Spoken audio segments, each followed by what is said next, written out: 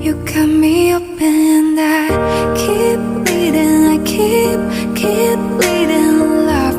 I keep bleeding. I keep bleeding love.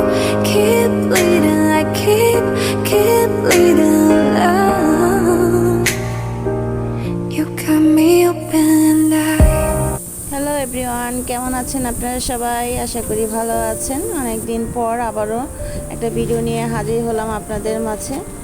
তো ঘরের মশলা টশলা সব শেষ হয়ে গেছিলো, কিনে এনেছি কিন্তু এই গুছানো হচ্ছে না। আজ করি কাল করি করে মানে দিন চলে যাচ্ছে, কিন্তু কাজের কাজ কিছুই হচ্ছে না। তাই ভাবলাম আজকে এগুলাকে গুছাই এবং সাথে একটু ভিডিও করি, কারণ অনেক দিন ধরে ভিডিও দিচ্ছি না। কারণ দেখা যায় মন মানসিকতা ভালো থাকে না, দেশের পরিস্থিতি খারাপ, সংসারের ঝামেলা তো থাকেই। এই জন্য আমি একটু অনিয়মিত ইউটিউবে একটা অলসতা চলে আসছে, কাজ করার কোনো এনার্জি পাচ্ছিলাম না। এখন থেকে চেষ্টা করব নিয়মিত ভিডিও দেওয়ার জন্য। কাজের মধ্যে থাকলে দেখা যায় মন মানসিকতা ভালো থাকে, বাজে চিন্তা মাথায় আসে না, শরীর সুস্থ থাকে। আগে নিজেকে ভালো রাখতে হবে, বাকি তারপর সব কিছু। দেশে যা হচ্ছে আমরা সবাই জানি, দেখছি, নতুন করে বলার কিছু নাই। 5ই আগস্ট দেশ নতুন করে স্বাধীন হওয়ার পর শুরু হয়ে যায় ডাকাতদের উৎপাত, লুটপাট। খুব আতঙ্কে ছিলাম আসলে, কখন কি হয়ে যায় বলা তো যায় না। তো তারপর আসলো মৌমিতার ঘটনাটা। আসলে মেয়েদের নিরাপত্তাটা কোথায়? মেয়েরা ঘরেও নিরাপদ নাই, বাইরেও নিরাপত্তা নাই, মেয়েরা যাবে কোথায়? এই যুগের মেয়েরা তো পড়াশোনা করে নিজের পায়ে দাঁড়াচ্ছে, স্বাবলম্বী হচ্ছে, জব করে নিজের বাবা মাকে দেখাশোনা করছে, স্বামীকে হেল্প করছে। যুগের সাথে তাল মিলিয়ে মেয়েরা এগিয়ে যাচ্ছে ঠিকই, কিন্তু নিরাপত্তাটা এখনও নাই। আগেও ছিল না, এখনও নাই, ভবিষ্যতে থাকবে কিনা তাও জানি না। মেয়েদের নিরাপত্তা মেয়েদের নিজেদেরই করতে হবে। মেয়েদেরকে অনেক শক্ত হতে হবে, মনটাকে অনেক শক্ত করতে হবে, যাতে যে কোনো সমস্যার মোকাবেলা করতে পারে। তা না হলে মেয়েরা যেখানেই যাবে এই অমানুষের দলগুলা পিছিয়ে পিছিয়েই থাকবে। মেয়েদেরকে আমরা ঘরের লক্ষ্মী বলে থাকি। দেখা যায় যুগের সাথে তাল মিলিয়ে চলতে গেলে লক্ষ্মী থেকে এখন কালী রূপ ধারণ করতে হবে, তা না হলে এরকম বিপদ ঘটতেই থাকবে প্রতিদিন। এই পৃথিবীতে কত ঘটনাই তো ঘটে থাকে, সব ঘটনা তো আর খবরে আসে না, ফেসবুকে আসে না। কিছু ঘটনা তো অজানাই থেকে যায়। আসলে আমরা মেয়েরা অনেক অসহায়। একটা মেয়ে জন্মের পর তার বাবা মার ছায়াতলে থাকে, বাবা মার উপর নির্ভরশীল। বিয়ের পর স্বামীর উপর, বৃদ্ধ হয়ে গেলে সন্তানের উপর। মেয়েরা সারা জীবন অন্যের জন্য নিজেকে উৎসর্গ করে দিয়েছে, এদের আসলে নিজের বলে কিছু নাই। যাই হোক, এটাই হয়তো পৃথিবীর নিয়ম।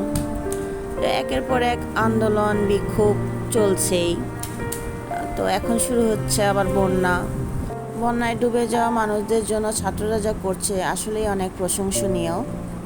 মানুষ তার জমানো টাকা, কানের দুল, যে যেভাবে পারছে ছাত্রদের সাহায্য করছে। এমন দৃশ্য হয়তো বাংলাদেশে আর কখনো দেখা যায়নি, এই প্রথম। আমরা যে কোনো দুর্যোগ পরিস্থিতি মোকাবেলা করার জন্য এভাবেই যেন একে অপরের পাশে থাকতে পারি সব সময়। ভগবান যেন আমাদের এই বিপদ থেকে উদ্ধার করে, এই প্রার্থনাই করি। সব কিছু যেন আগের মতো স্বাভাবিক হয়ে যায়। বাইরের আবহাওয়ার অবস্থাও ভালো না, রোদের দেখা তো নাই বললেই চলে। তো মশলার যে ধুয়ে রোদে দেবো তারও উপায় নাই, এগুলো শুকাবে না। তাই ভাবছি পরেই রোদ উঠলেই দেবো আর কি। তো চালতাগুলো কেটে রেখেছিলাম, এরকম লাল লাল হয়ে যায় কেটে রাখলে। তো এটা যদি একটু গরম জলে 2-3 মিনিট ভাপিয়ে রাখা যায় তাহলে অনেক ভালো হয়, যে কালারটা অনেক সুন্দর হয়ে গেছে। আর এটা ঠান্ডা করে ডিপ ফ্রিজে রেখে দিলে অনেক দিন খাওয়া যায়।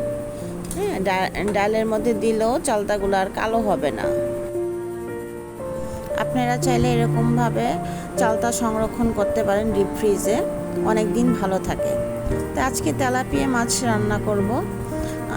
প্রথমে লবণ আর লেবুর রস দিয়ে মাছগুলোকে ভালো করে মেখে 10 মিনিট রেখে পরিষ্কার করে ধুয়ে নেব, যাতে তেলাপিয়া মাছের যে একটা গন্ধ আছে সেটা চলে যাবে লেবুর রস দেওয়ার কারণে।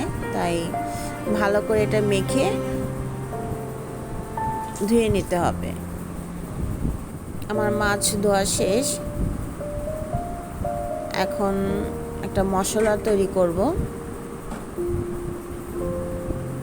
প্রথমে দিয়ে দেব দুধ, আপনারা চাইলে টক দই দিতে পারেন। দুধের সাথে আমি একটু লেবুর রস দিয়েছি। দিয়ে দেব আদা রসুন বাটা, 1 চামচ গোলমরিচ, হলুদের গুঁড়া, মরিচের গুঁড়া, দিয়ে দেব জিরার গুঁড়া, ধনিয়ার গুঁড়া, এখানে দেব তান্দুরি মশলা 1 চামচ, আধা চা চামচ গরম মশলা গুঁড়া, দিয়ে দেব স্বাদ মতো লবণ। তো সবগুলা মশলা ভালো করে মিশিয়ে মেখে নিতে হবে, একটা পেস্টের মতন তৈরি করতে হবে। আমার মশলা মাখানো হয়ে গেছে, এখন মাছের গায়ে মশলাটা ভালো করে মাখিয়ে নেব। মাছটাকে এরকম কেটে নিতে হবে, কাটা জায়গার ভিতরে মশলাটা ঢুকিয়ে মাখাতে হবে। সব জায়গায় ভালো করে মশলা দিয়ে মেখে নিতে হবে, তাহলে মাছের ভিতরে মশলাটা ঢুকবে। এক এক করে আমি সবগুলা মাছই মেখে নেব।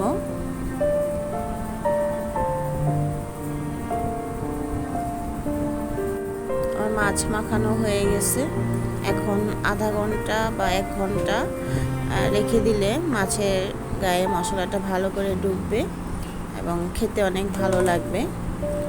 তো চালতাগুলো এখন বক্সে ভরে ডিপ ফ্রিজে রেখে দেব।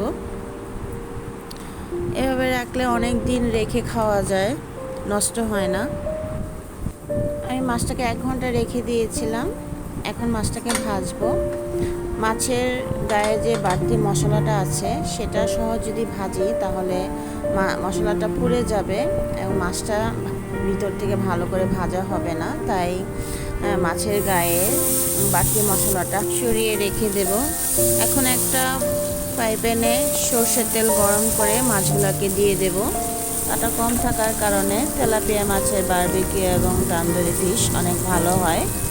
এখন এটা অল্প আঁচে আস্তে আস্তে ভাজতে হবে। 1 পিঠ ভাজা হলে তারপর উল্টিয়ে আরেক পিঠ ভাজতে হবে।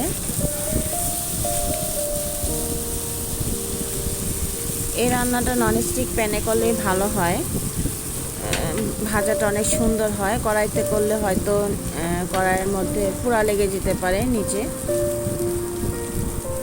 মাছটাকে একটু পোড়া পোড়া করে ভেজে নিতে হবে, তাহলে খেতে অনেক ভালো লাগে। তেমন মাছ ভাজা হয়ে গেছে।